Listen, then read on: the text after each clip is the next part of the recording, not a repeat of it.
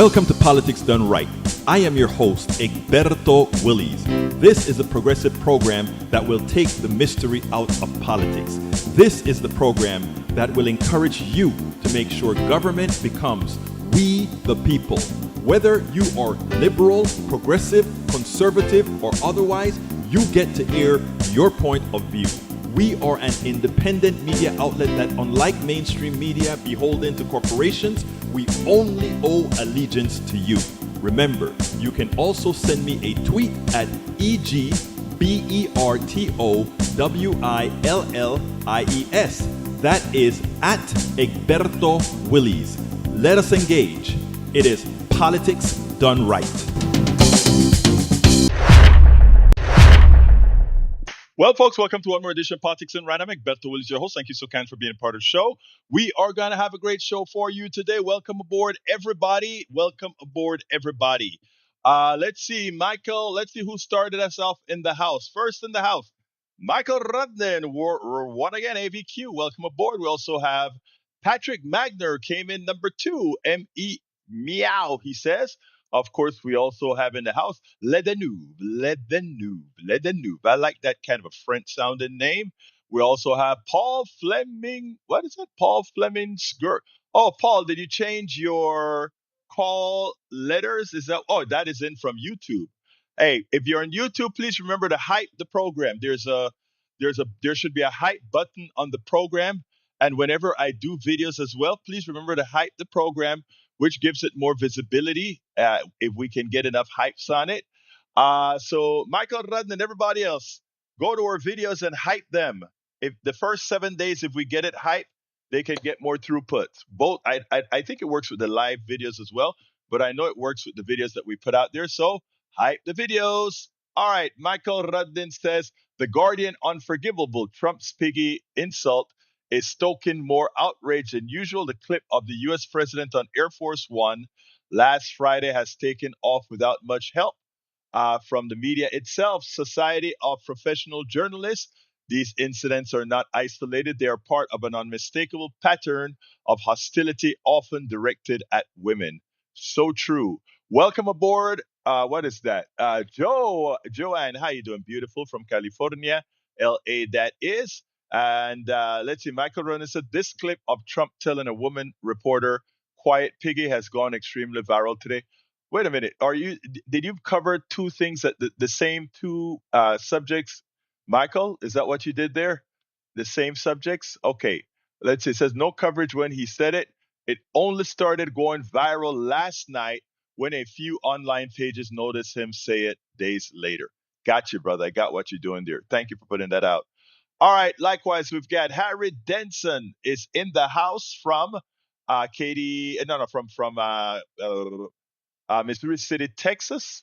El Danube says, we, the people. I love that you've been following my last few shows at KPFT, where I'm stressing we, the people, we, the people. Thank you for pointing out all our links, Le Danube. Love you for that. Thank you very much. That is how we get these things moving. Egberto, mind flying this one?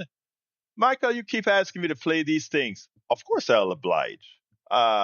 Anyway, let's see. We also have Lee the Bearcat in the house. He says, George Stephanopoulos and Katie Couric were among several high-profile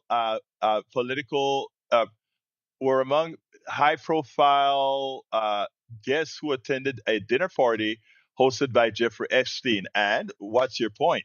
At the Manhattan Mansion, December 2010, all was for Andrew. Well, I think I probably attended parties of people that I probably, knowing all that I know today, would not have attended. Not anything special there. Gene Deigel from Alvin, Texas is in the house. How you doing, brother? Gene says, one day we'll remember where I am from. Alvin, Texas. I remember Alvin, Texas, Gene Deigel. Love you, Gene. You know, I do. You know, I do. The mind isn't always right, but I love you guys. We also have Udi Deemer. I know Udi Deemer is from Deer Park, right, Udi? If I'm lying, let me know. All right, welcome aboard Himani on Substack. We also have Chevalier on Substack. Erlene Hunter, my brother from another mother, Bruce Pollard, is in the house. Love me some Bruce. Julie is in the house, as well as Christopher A. Johnson. We got a good show for you today. The first part that I want to do, though, guys, the first part of the show that I want to do has to do with water. I covered it this morning, but I want to cover it even better. Paul Fleming says the Trump administration has declared that swastikas and nooses are no longer classified as hate symbols. What can I say? Bruce says, I'm feeling left out of the Epstein fiend list, but I'm glad to be a peep. You lost me on that one, but I'm sure when my mind starts working better, I'll figure it out. Let me go ahead and start out playing Brother Rudnin's piece because I, I I I want Rudnin to keep finding good stuff for us. So I don't want to not play his stuff when he brings it on. And like I said, I trust him that he doesn't send us stuff that's going to get us a strike on YouTube. Let's see which one I'm going to play. I think it's a second one here that I want to play first. So let's go ahead and bring it up. Here we go. Oh, it's on Twitter. Let's see if we can get that going. Para ver. Where is it? Okay, viral post. Oh, that's not a video. Oh, it's not a video. Okay, it's not a video. Is the other one a video? Let's see. I think you. No, that's not a video. Okay, those are all about the piggy stuff, but you do have a video on the last one here. Let's see. Play. I don't know. Okay. Okay, here is the video from ABQ. All right, here we go. Here we go. Let's get the video going.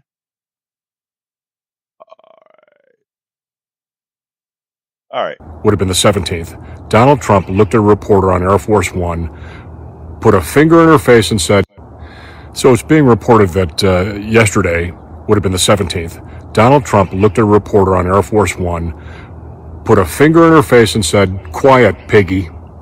Now, think about if Obama had done this. It would be an outrage. On the one hand, it's a unregulated or non-regulated simplistic idiot dressing down one of his inferiors. He hates reporters. On the other hand, we let him get away with it. I don't understand this. I agree. I don't understand it either. In fact, the truth of the matter is, I heard it Well, I'm sorry. I heard him say, "Be quiet." I quite didn't hear "piggy." So, uh, I don't. I think people got so used to him being so disrespectful that it's sort of normalized. And I'm glad, as Michael Rudden said, that people are out there putting this stuff out, even though the mainstream media too often let it slide. So thank you for pulling that up for us, Brother Rudnin. Let's go ahead and talk about this other piece that I really want to talk about. And this has to do with water prices, right? We we have here, how should I say this? And I'd like your commentary. I'd like to see what people believe. But I don't think that things like potable water to your faucets, electricity to your home, uh, gas to your home, natural gas to your home, should depend on the whims of a corporation who can pretty much do as they please, however regulated. I don't think so. But what happened to these families in, and it's not too far from here, north of Kingwood in New Caney, is they all bought affordable, nice homes, and the particular company providing them their water, I think it is called Texas Utilities something, uh, Texas Water Utilities, Many of them got bills for water tantamount to a car note, if not higher. And let me say that it isn't just from the cost of water delivery, it's just from the cost of fees. There is this woman that showed her fees on the report that before the water bill was ever paid, she had to pay $100 and something in fees every month.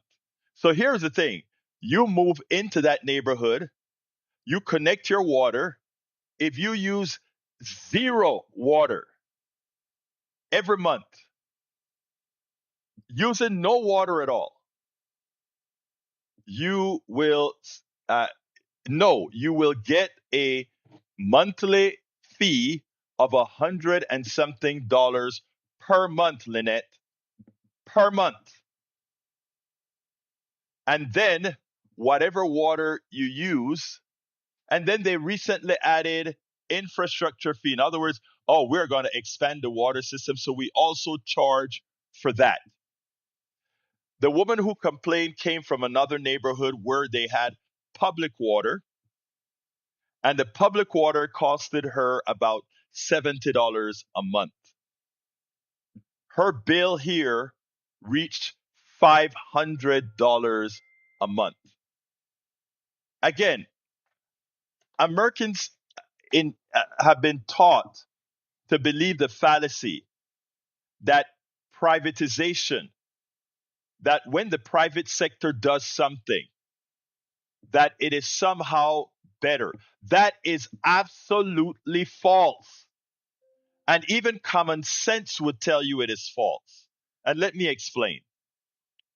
If you have the private sector, if you have a company that's private that's doing something, the number one goal of that private company isn't to provide a service. That is the source material. Providing the service or providing the product is the source material. The purpose of that company is to make a dollar or to make money, to make profits for the shareholders or for the owners of the companies or to make a profit. Am I against profit? Absolutely not. Am I against people making money? I had a product, not I had. I had products, ComDRV, many software products that I sold for a profit. I would have a lot of internal fights with myself when it came to pricing the product because I understood that the people who bought the product from me had infinite pricing power. I had pricing power when I sold that product, but that ultimately the people who got to take advantage of that product had zero pricing power. In the case of me selling products that Boeing used or that Lockheed used, etc., they will pay me whatever I offered within reason for the product because they know there's one last peon that had no choice but to pay whatever it is they were going to pay. If you want to fly in an airplane, you're going to pay the price for that ticket. And in the case of the product that I sold when I sold it to Boeing, Boeing could, could say, this is the price of the ticket. You don't buy the ticket, so c'est la vie. No pricing power. It's the same with this water company. A private water company, no particular competition because you're not going to have, if you have a water company, you're not going to have water companies lace pipes side by side so that there can be competition in providing water, right? So they can't say that there'll ever be competition when a private company provides water because competition would mean each private company has pipes running and whichever one has cheaper water, you connect to that pipe. Ain't gonna happen. Things like water, etc., should be done by the government. by we the people. Water. In fact, the product itself, clean water, its source material is just free flowing. It should be done by government. The same should apply with electricity. Let me tell you how stupid electricity is. Everybody, if you live in Texas or anywhere around the country, you can select company A, company B, company C, company D for your electricity. But these are companies that are these companies selling this electricity. They don't produce electricity. They don't transmit electricity. They're just billing companies, right? They are companies created to bill. So you have the power, you have the company that generates the power, and then you have the companies, let's say, that owns the lines that distribute the power, but you don't have different companies distributing the power on the lines. There may be one set of lines coming from one area feeding Houston, but you look at the amount of companies selling electricity on that line are many. And then they talk about, well, that is to create competition. There is no reason to have competition when there is that power generator, that line machine. There is no reason for having these multiple companies. Let the people who generate the power decide what they can profitably sell the power to. The transmission lines, I believe, should be owned by we the people, the government, and then we pull the electricity off the line, paid for by us, but sanctioned by the government. We do some stupid things to allow a select few people who are on the inside to make a lot of money and call it competition. It's a lie. So these people that are paying all this money for water are paying this money simply to enrich a few. That's money directly out of every home holder in New Caney's pocket into the pockets of some rich fat cat. That's all it is. I mean, I hope I explained with electricity and water in a fashion that you can understand so that we can start talking about ridding ourselves of private electricity, private gas, private water delivery. It shouldn't be so at all. It is just a matter, it is just allowing uh, private companies to tax the American citizenry to enrich themselves. If anybody wants to comment on that, I'll be more than happy to take calls on this before I play my videos. I'd be more than happy to take calls on this. Modify my thinking. Tell me where I'm wrong. Tell me tell me what flaw you see in my argument that actually would not reduce your costs entirely. My contention is the following.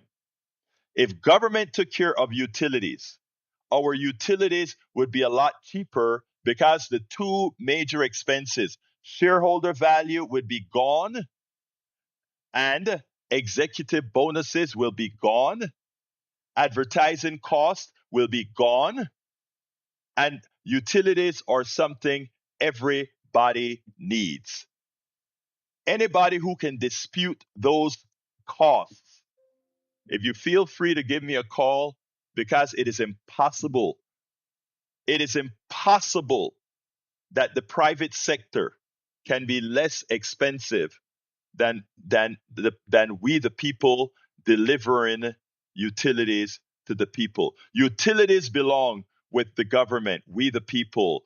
Healthcare belongs with delivery of healthcare, meaning payment for healthcare belong with we the people.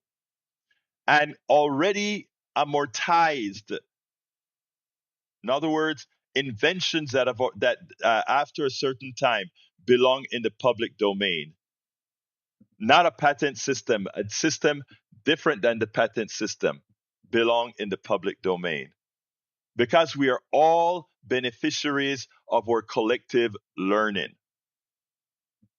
I mean, we have to understand these concepts if we are to create a equitable country that can exploit its natural resources for the good of all of us who are citizens of this country. I hope, am I clear? Any folks in the chat, if you don't want to call in, please tell me if the point I'm making has been understood, and if not, what needs to be explained. Please let me know in the chat if these concepts were expressed sufficiently clean, sufficiently accurate. Because that is how. Welcome aboard, Yvette Avery Herod. Great to see you here. Lita Bearcat, welcome aboard. Come on. Where are all my people in my Substack? Did they get notifications today? Our Substack is kind of bare today. I mean, well, it has a few people, but not what it should. I'm going to have to check up on that. I have a feeling that I got to check a few things with Substack and see what's going on. There's some issue here. Folks, if you're on Substack, go ahead and tweet the link of the show if you can, and also put it in your notes. Put a little thing in your note to come visit the show or something like that in Substack. That's not right. All right. Let me play my first video, and the first video has to do with Trump, right? Well, everything has to do with Trump, really, because he's such a failure. But unfortunately, his failure fails us. Well, the economy is cratering. The economy is, in fact, cratering. And some reports came out today that we ought to take a look at. I want you to listen to this, and then we'll take it on the other side. We're also making incredible strides to make America affordable again. That's a new word that they're using. Affordability, they talk. They had the worst inflation in history. They had the highest prices in history. The country was going to hell. The only thing that we're going up in is our stock market, okay? The only price that we really have, I mean, we're bringing prices down, but they came up with a new word, affordability. And they look at we are all about affordability, and everyone assumes that meant that, no, their prices were high. If you look at the numbers, since I took office, core inflation is now below 2.7%. The public isn't blaming Democrats for the cost of living and the economy right now, even if the president wants to say they are at fault. 76% of voters view the economy negatively, according to a new Fox News national survey. And nearly 2 to 1 of them say President Trump is more responsible for this economy than President Biden. On top of that, some mixed jobs numbers came out today. The economy added 119,000 jobs in September, more than double what the economists expected. So that's good news. But it lost 4,000 jobs in August. We can look at the latest number and zero in and say, well, in September, the economy hadn't turned south. We're not in a recession. The economy's definitely slowed over recent months, but it's not a recession. Don't be too worried. We can then pan back a little bit, Katie. The unemployment rate rose yet again. It's nearly 4.5%. It's risen nearly half a point since President Trump came to power. It's been rising now for quite some time. And if there were a single number, if you were ever to ask me, what's the single best number to summarize the state of the economy, it's the unemployment rate. That rate right now is higher than it's been in 4 years, which might help explain why people feel so discontented. Can you make sense of this idea that affordability is just a Democratic ruse? Is it maybe what he's arguing? The overwhelming sense I got from watching the president was just trying to count the number of lies, and I ran out of fingers and toes. He lied and said that prices are coming down. He lied when he said prices are at an all-time high under President Biden. They're at an all-time high right now. He lied when he said that inflation was low. Inflation of 2.7%, that's the number he used, is well above the Fed's target. Looking people in the eye and just lying to them about the state of the economy, I'm not going to opine opine on the politics of that. I might have views about the morality of that, but let me just tell you about the reality of it. And the reality is there are folks out there struggling. Things are not as bad enough that I'd be on here talking about a recession, but it's a middling B+ economy. And what we're worried about is if we're a B+ right now, if something bad were to happen, things could get a whole lot worse. Let me put up you made us a graph, and I want to show it. It's highlighting the trade war, the tariffs. Katie, I just love the fact you showed my graph. The important thing I'm showing here is the goods producing part of the economy. And I'm focusing on goods because that's what tariffs are all about. And goods have been growing slower in the United States for many years, but you see that it's been falling. The number of people with jobs in factories or construction or other goods producing parts of the economy, that part of the economy is in recession, and the turning point just happens to be Liberation Day. So for all of us who are having to get by with a higher cost of living because of the tariffs, we were promised that was so that we could rescue the manufacturing sector. As you and I have discussed many times, when you put tariffs on steel and aluminium, you actually making it harder for American factories to do business. And so you're seeing an incoherent policy having quite unexpected effects. Yeah, so what happened was President Trump put steel tariffs on back in 2018. That's actually good for the steel sector. It makes the American steel more competitive relative to other countries. The problem is that steel is a very small employer in the United States, but it's a very big input into American manufacturing. And so you saved roughly 1,000 jobs in steel, but everyone else throughout the economy is using that steel. That steel's now more expensive, and that costs 75,000 jobs elsewhere. So what we learned from the first term is steel tariffs are a bad idea. So guess what we did in the second term? So guess what we did in the second terms? We found out that raising tariffs of steel kept 1,000 steel jobs, but cost 75,000 other jobs. So we just did it again. And what we can see is these new tariffs are costing a lot of jobs. But what I was happy to see the economists talk about is the president in that short speech told more lies than I have fingers and toes. Wow, what a statement. Moreover, everything this president has done so far has screwed the economy. You can't hide it.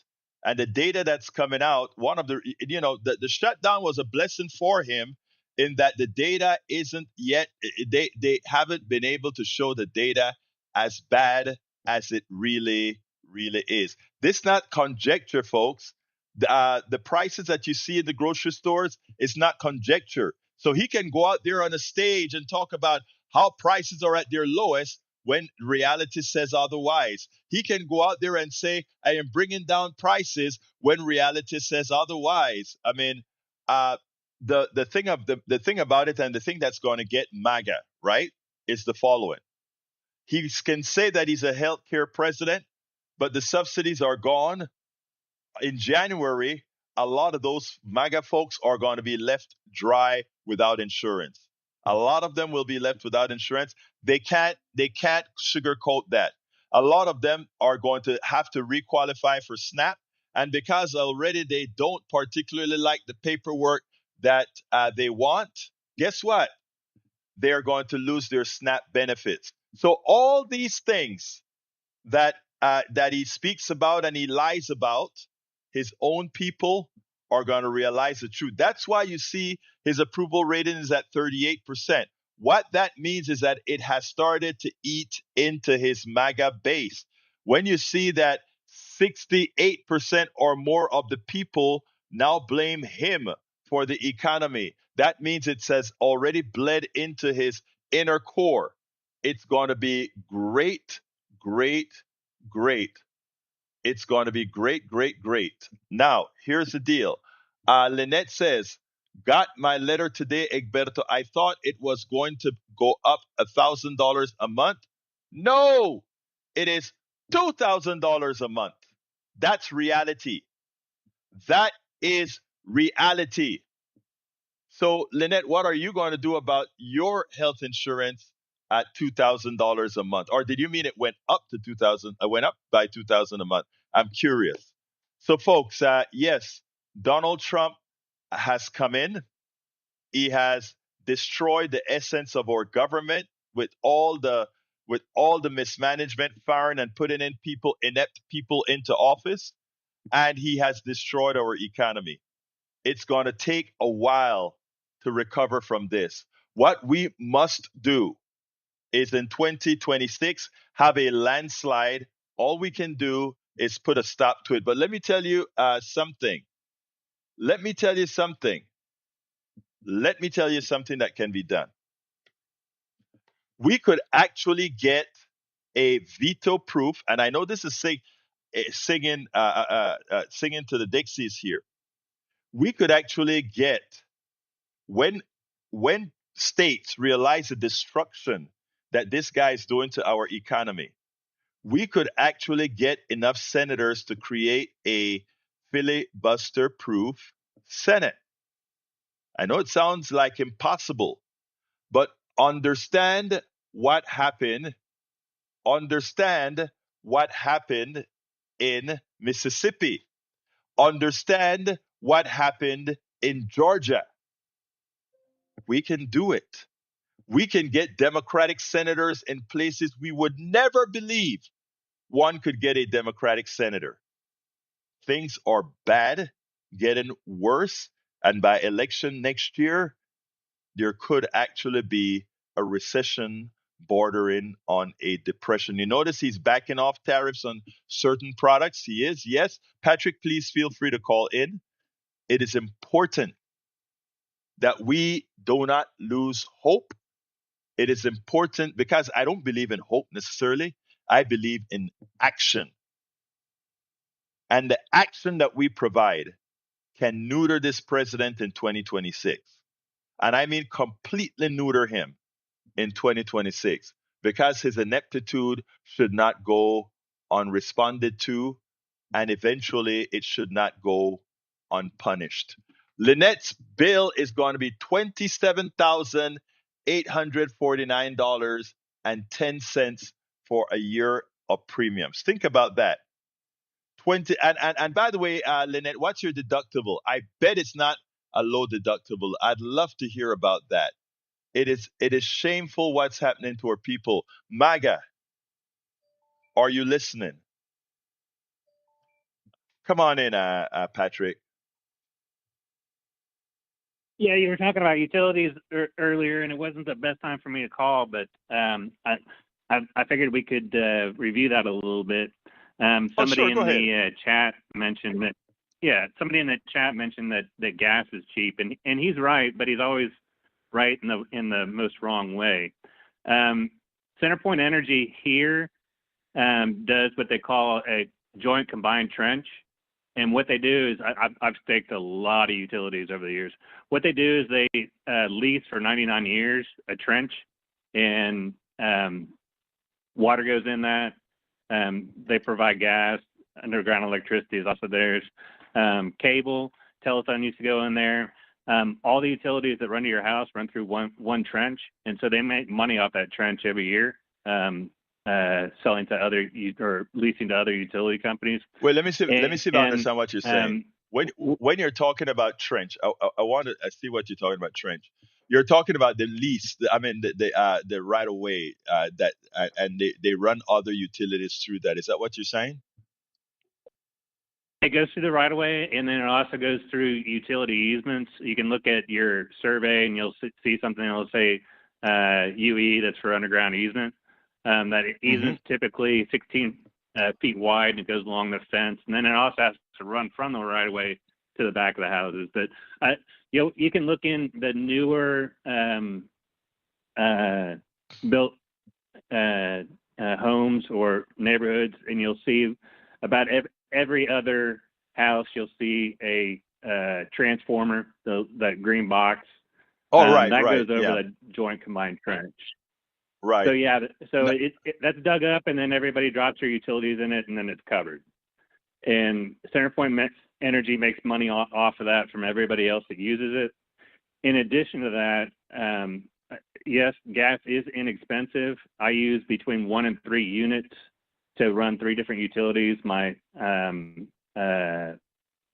dryer, my oven, and my Your dry oven and water heater, heater. your heater. Yeah.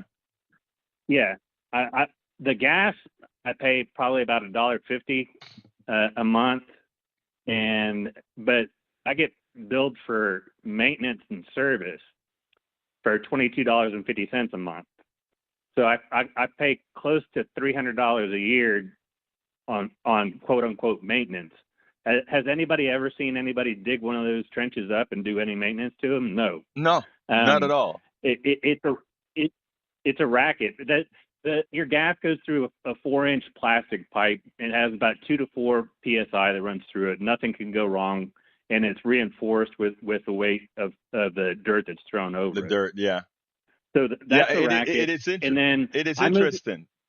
Go ahead. So I'm paying $300 a year in quote unquote maintenance that never happens. And then I moved into this house at the end of 2018, and that was about 6 years after my divorce.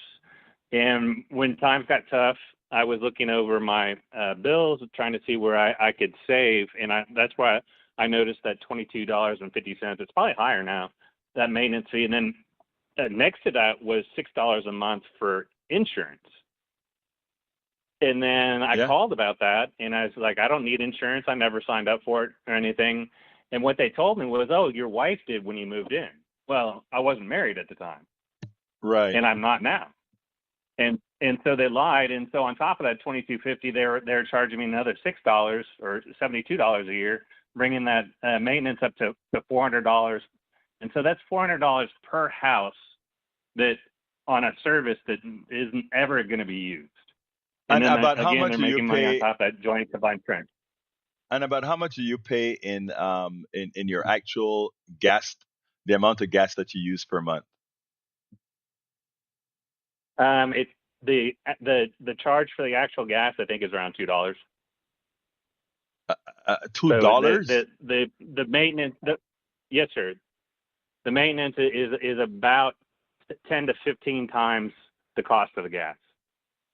What is amazing is that goes. I can't believe you use such little gas. You don't warm your house with gas as well in the winter? Well, as we've spoken in the past, I use as little resources as possible. So, got you. If in the summer when I'm not here, my house is set to 82, and then it's set to 80 when I get home. And yes, I take short showers, and I do my best to cut my energy consumption.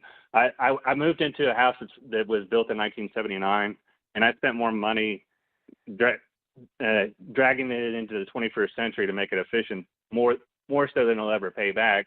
Not because I'm expecting a return on it, but because I felt like it was a responsible thing to do.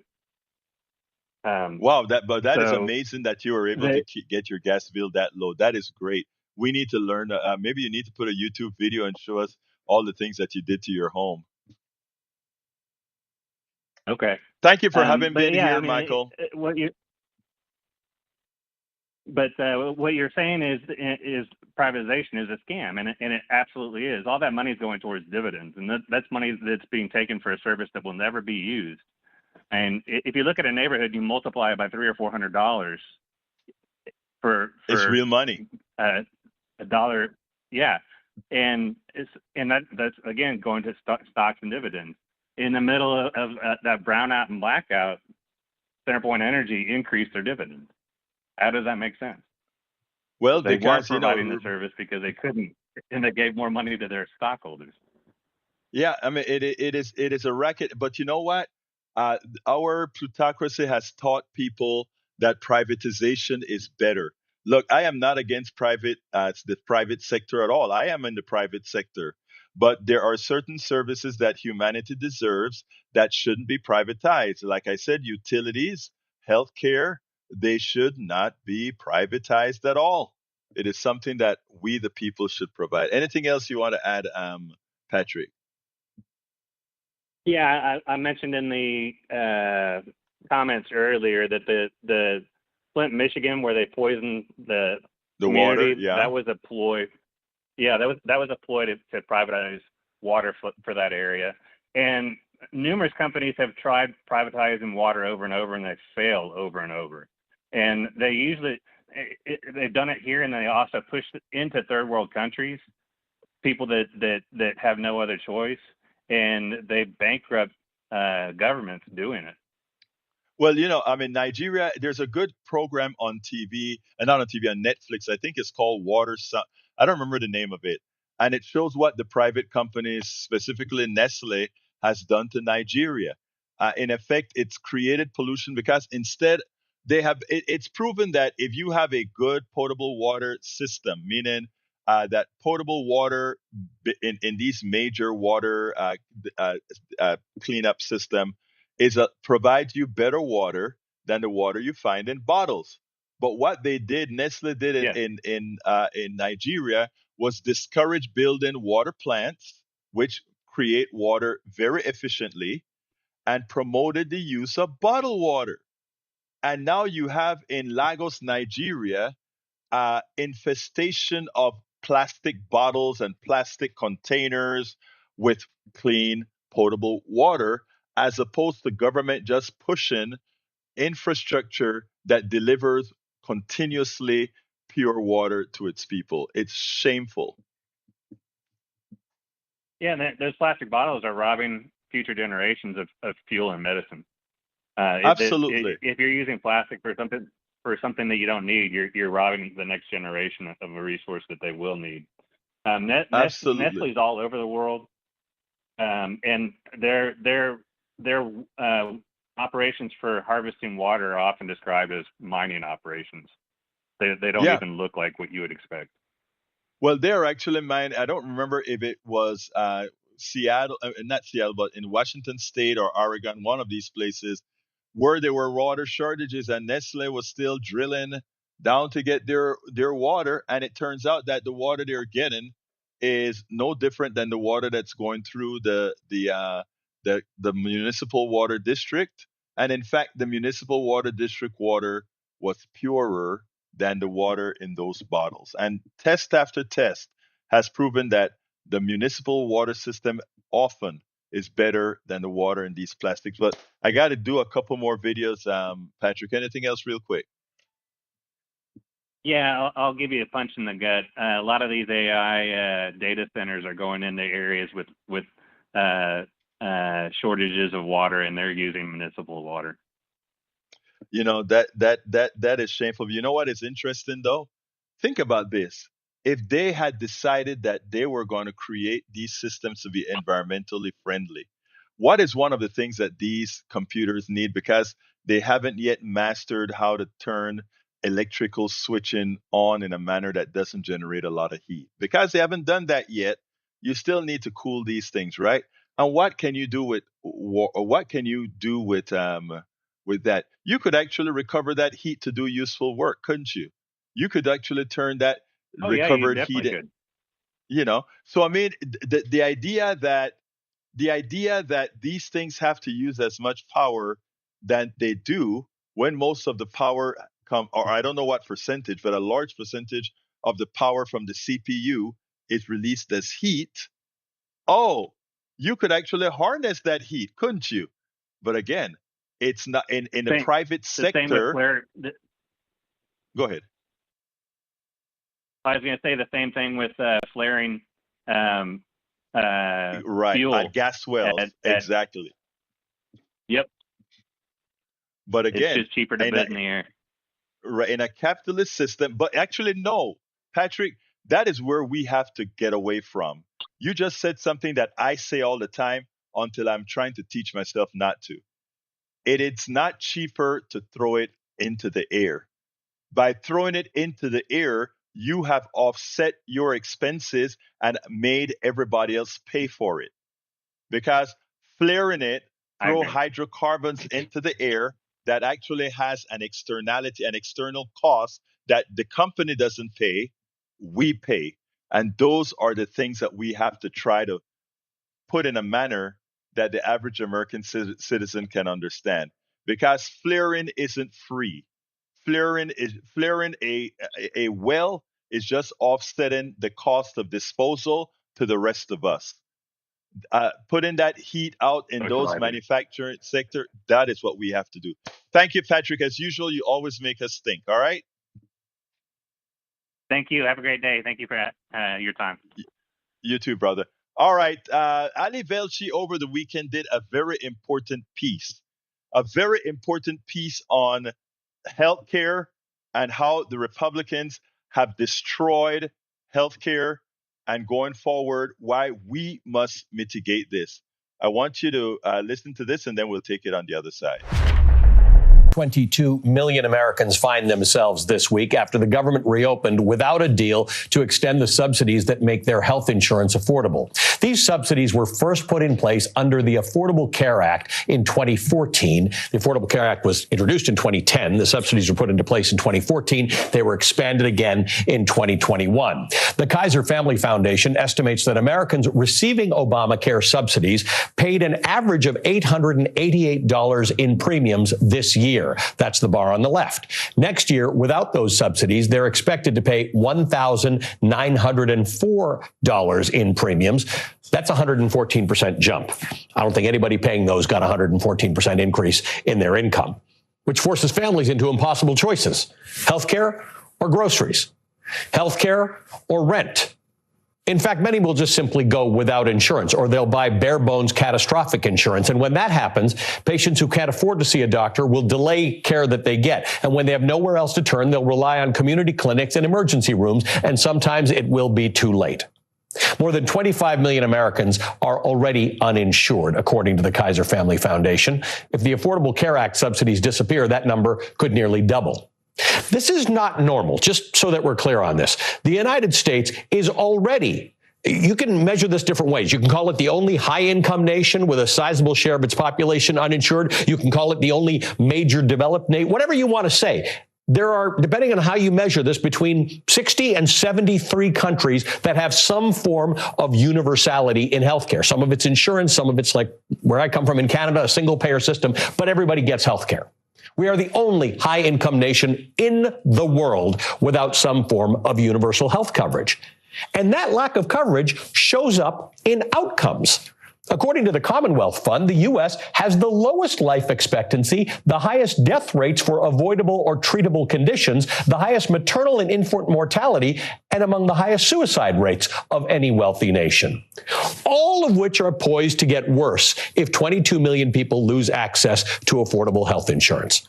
And while Democrats did not manage to convince Republicans to extend those subsidies as part of a deal to reopen the government, they are now making it clear who will own the health care crisis that will unfold if Republicans continue to block renewal of the subsidies.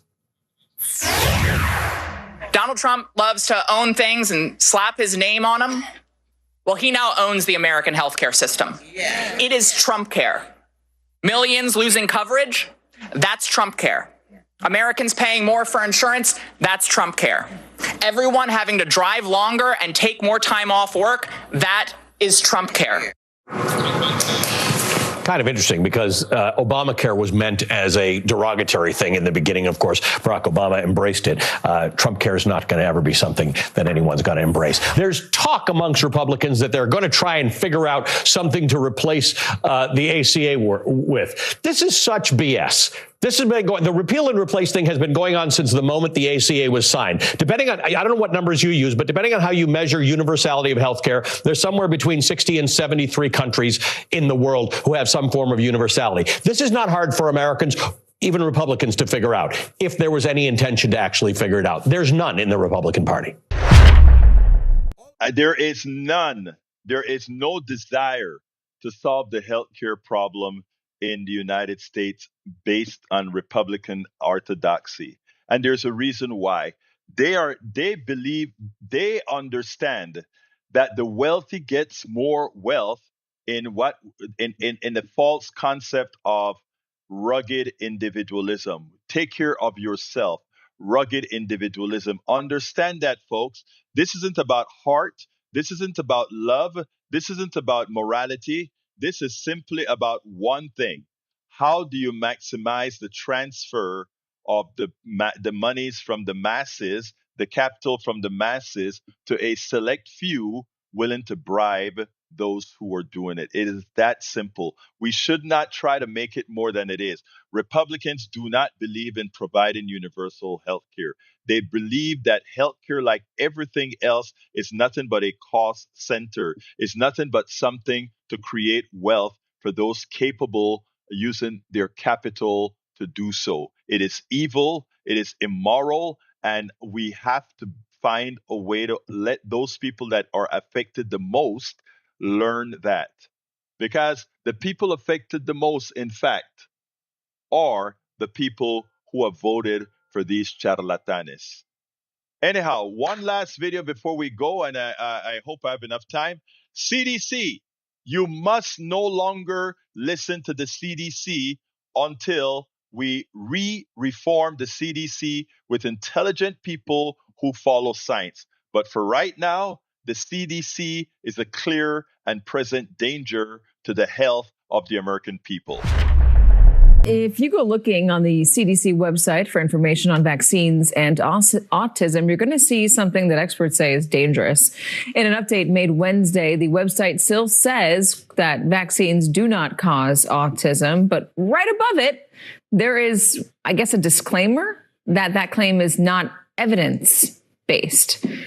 Joining us, Dr. Dimitri Dasalakis, an infectious disease doctor who resigned from the CDC in August. He was the director of the National Center for Immunization and Respiratory Diseases. Wow. What do you make of this?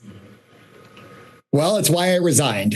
So I think that what we're seeing is CDC weaponized, CDC being a wolf in sheep's clothing that is now promoting conspiratorial theories that have been debunked now for decades and making it CDC's, in effect, party line. So I'm seeing what a chaos agent, which is RFK Jr., can do to the health of kids. And that is going to be extremely bad. A lot of that is just the semantics of it. It's not evidence-based. What are they trying to say, that the link between vaccines and autism is not evidence-based? Yeah, they're just trying to create confusion. So, I think what we know is that vaccines do not cause autism. So that is what everyone in America should know. Vaccines do not cause autism. That is the evidence we have, and that's what it says. That is the evidence we have, and that is what it says. So the rest of it is just trying to create chaos and confusion, and frankly, to speak things that the secretary has wanted to do for 20, 30 years into being without having to even define proof. There's nothing in that document that's new. They are quoting parts of studies, cherry picking parts, miscategorizing them and distorting them to create confusion so people don't know what to do. So take his advice and don't listen to him. He says, do not listen to his medical advice. I agree with that. Talk to your pediatrician. If you are a parent and you're worried about this, and you look at the CDC and you look at social media and you understand that the evidence shows you that the vaccines don't cause autism, that's what your logical brain says. There's an emotional aspect as well, and you're worried. How do you get past that? How do you push past that worry, that emotional response? And I think that parents have a very important relationship with their kids and their pediatrician. I think that it's only natural to be worried, especially when you see so much confusion being sowed. So I think that, the bottom line is, trust your pediatrician, trust the experts, ask them the question, what do you think about vaccines and autism? Today, the American Association for American Academy of Pediatricians released a statement that says exactly what I just said. The vaccines do not cause autism. And so I think that it is natural to have an emotional reaction because everybody wants the best for our kids. And the way to figure out what's the best for your kids is to go to a trusted source. And I'm sad to say today that I don't consider CDC a trusted source on this topic anymore. Yeah, that was going to be my question. Can you trust the CDC? I think that the answer is, given the behavior that you're seeing, and CDC becoming co-opted by people who are using it to communicate inaccuracies. My answer is no. At this stage, you cannot trust that information, and you should not trust that information.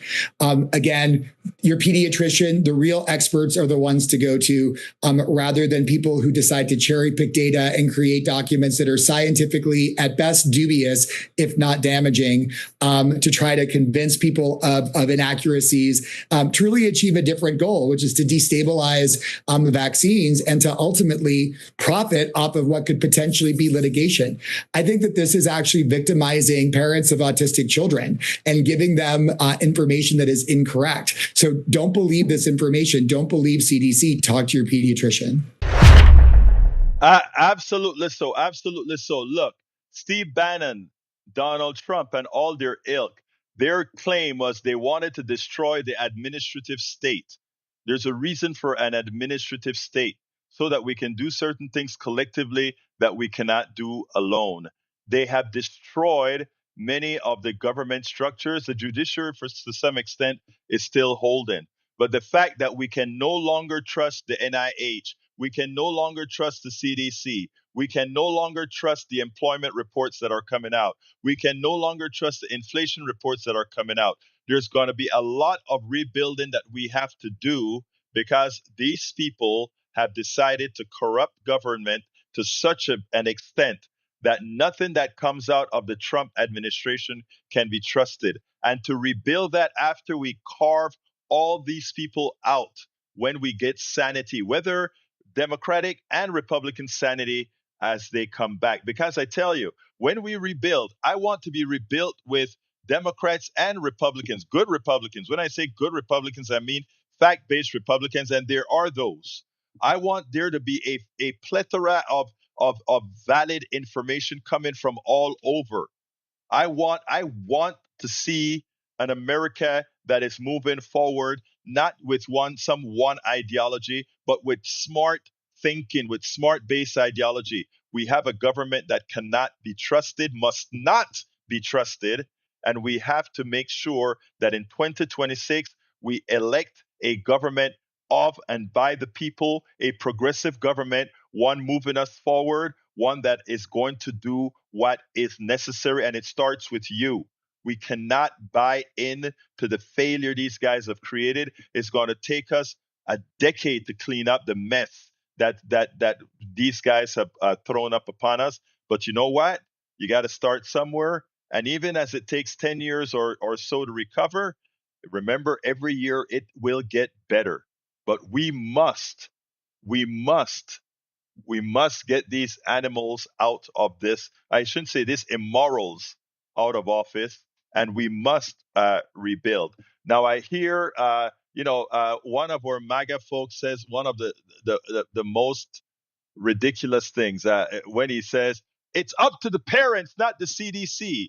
Yeah, I know the parents took studies, understand how viruses work. Yeah, the parents understand how all these in diseases work and how they spread, right? It should be up to the parents. It's amazing how a lot of you would say leave it up to the parents, but when it comes to a woman having control of her own body, you want some external force, some church or somebody else to determine what is right for that woman's body. The inconsistency, hypocrisy, immorality of the state of the tenets of MAGA, the immorality of the tenet of right wingers is amazing. I am past my time, but I had to do it. But I also won't take another minute because I want to address Don. Don said, I just turned 65, a little confused about Medicare Part B, definitely not doing the Medicare Advantage scam. Thank you for that's the first thing you have to realize, not to do the Medicare Advantage scam. Number two, Part B is not mandatory, but you should take Part B. Let me explain. Medicare Part A covers the core elements of inpatient and facility-based care, meaning in hospital, etc. Inpatient care, skilled nursing facilities, home health services, and hospice care. Part B, Medicare B covers outpatient and physician-based care, everything that supports ongoing diagnosis, treatment, and prevention. That is doctor visit, preventative services like cancer screening, etc., outpatient care, laboratory tests and imaging like blood work, X-ray, MRI, CT scans, medical equipment, some home services, etc. You should get Part A, Part B, and Part D. And you can generally get Part D as a part of your Medigap, which you will get to cover the 20% that Medicare traditional doesn't cover. But stay away from Medicare Advantage. Medicare Advantage is a scam, and it will likely cost many of us who go for it our lives. Our lives. So let's remember, say no to Medicare Advantage and go and make sure. Don, I hope you stuck around to hear the response. I hope you stuck around to hear the response. I'm currently over my time. I'll have to chop this down for the affiliate stations, but I'll chop it down and make sure that it still fits within the time limit. All right, folks. One quick ask, and it goes as follows. Please support our program the best you can. We're asking for your support by becoming paid subscribers of our Egberto Off the Record newsletter. And how can you get that? You can get that by going to politicsdoneright.com/newsletter, politicsdoneright.com/newsletter, which I'm putting into the chat right now. politicsdoneright.com/newsletter to support us. Please become paid subscribers. All my books, you can read free of charge once you become paid subscribers of our network. We need these paid subscribers to continue doing this. Right now, we probably just have less than 1% of, a little bit more than 1%, I think, of our subscribers that are paid. We'd love to get that number up to 10%. That would, if we get our numbers up to 10%, I could actually get help and we could come out with much better production. But again, we need your support. We need your support. Love you all. You can write me directly at info@politicsdoneright.com, info@politicsdoneright.com. You can, again, subscribe at politicsdoneright.com/newsletter. Got to get out of here. Love you all. My name is Egberto Willies. This is Politics Done Right. And you guys know how I end this, baby. I am what? Out.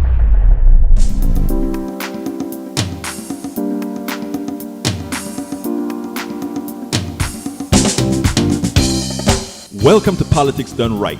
I am your host, Egberto Willies. This is a progressive program that will take the mystery out of politics.